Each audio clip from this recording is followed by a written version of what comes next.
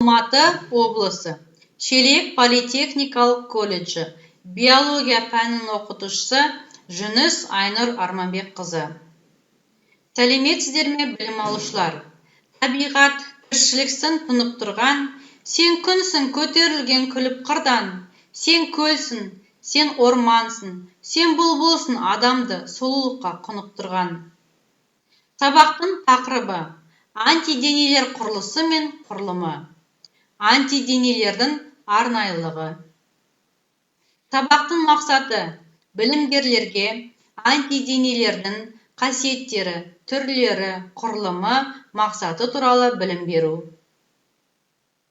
Сабақ жоспары: кіріспе, антиденелер немесе қарсы денелер, антиденелер қасиеттері, адамда иммуноглобулиндердің 5 негізгі кластары, антидененің құрылымы, мақсаты, қорытынды.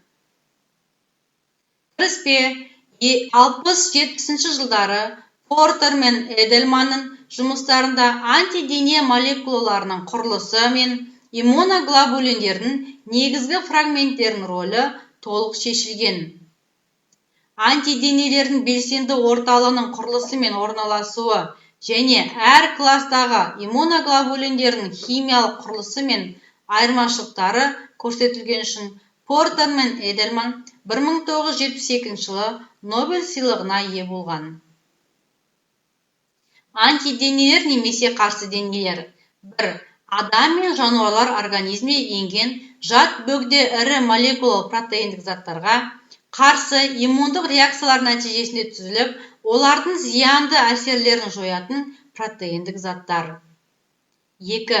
Адам және жылы қанды жануарлар денесінде пайда болған антигендерге қарсы қан плазмасына түзілетін ақуыздық заттар. 3. Антиденелер ағза иммунитетін күшейтуге маңызы үлкен. Антиденелер қасиеттері: 1.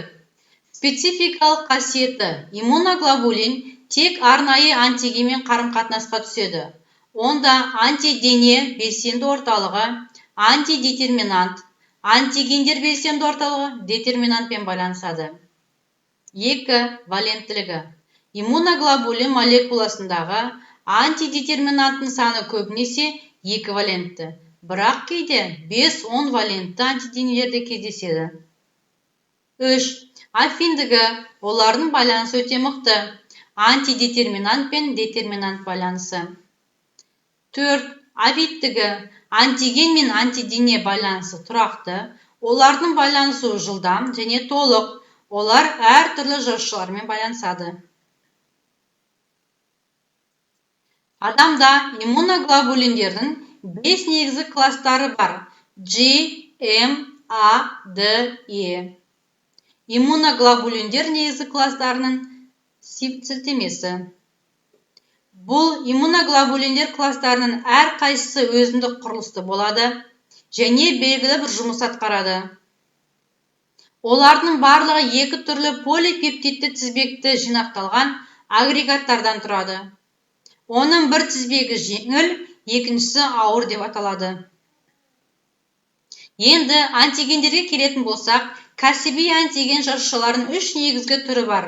Олардың ішінде дендриттік жасушалар, макрофагтар, В жасушалар. Осы үшеуінен басқа антигеннің Т, тәуелсіз антиген деп аталатын тағы бір ерекше түрі бар. Антиген антиденелер генераторының түп тамырынан шыққан және антиденелер түзуді бастайтын органикалық зат. Осылайша иммунитеттің тез қалпына келуіне әкеледі. Екінші жағынан иммуноглобулиндер деп аталатын антиденелер дененің әртүрлі сұйықтықтарында және барлық омыртқалылардағы қан ағымында болатын гамма-глобулин белоктарынан тұрады. Антиденелер иммундық жүйені вирустар немесе бактериялар сияқты зиян келтіру мүмкін бөгде элементтерді тану және күресу үшін пайдаланады.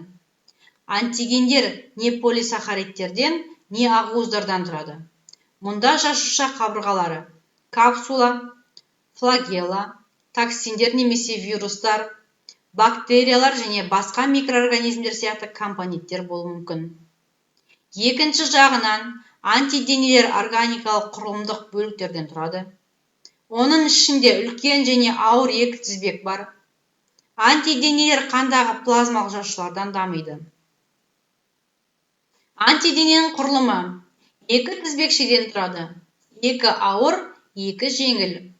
Әр тізбектің екі бөлігі болады.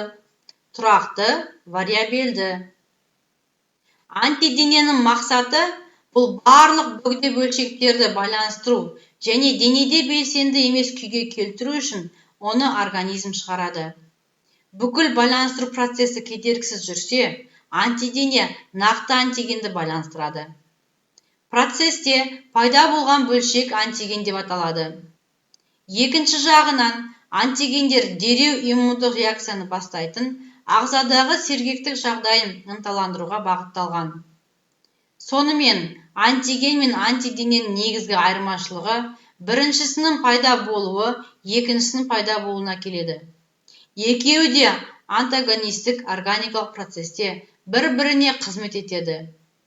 Антидене белгілі бір антигенге қарсы тұру үшін белгілі бір ақуыз. Қосымша мәлімет сілтемесі.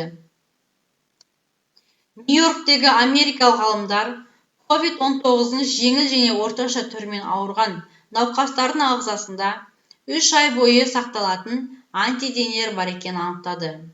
Қазіргі жағдайдың 90%-ында антиденелер науқастардың қан плазмасында табылғандығын көрсетті. Олар денеде 3 айға жоқ болады. Сарапшылар 121 донордың плазмасында тәжірибе жасауға шешім қабылдады. Және антиденелер SARS-CoV-2 спайк ақуыздарына қанша уақыт әсер ететінін анықтады. Спайк ақуызы вирустың адам жасушаларына байланысу үшін қолданылатын әдіс. Нәтижесінде антиденелердің көпшілігі ақуыздарды бейтараптандыра алады. Бұл зерттеу өте маңызды, өйткені коронавирусты жеңіл немесе асимптоматикалық түрінде ауырып жүргендер екен. Дәрігерлер Италияның солтүстігіндегі қалаларында 1,5 мыңнан астам мысық пен итке зерттеу жүргізіп, олардың шамамен 3-4%-ында коронавирусқа антиденелері бар екенін анықтады. Зерттеушілер үй жануарларының денесіндегі антиденелердің саны Италияның сол аймақтарындағы тұрғындардыкімен бірдей болып шыққанын зерттеді. Осылайша, мысықтар мен иттердің коронавирус жұқтыруы таңқаларлық құбылыс емес. Екінші жағынан, бұл жануарлар вирусты таратуы мүмкін деп айтуға негіз жоқ. Бірінші тапсырма – биологиялық диктант. Көп нүктенің орнын толтырамыз. Екінші тапсырма – терминдар, сызба нұсқа құрасыздар. Жауаптарын төмендегі сілтеме арқылы тексеруге болады. Үшінші тапсырма – тест сұрақтары. Төменде берілген сілтеме арқылы орындау. Төртінші тапсырма – сұрақ-жауап. Осындай сұрақтар қазір әлемнің барлық халқын мазалап отыр. Жауаптарын төмендегі сілтеме арқылы тексеруге болады.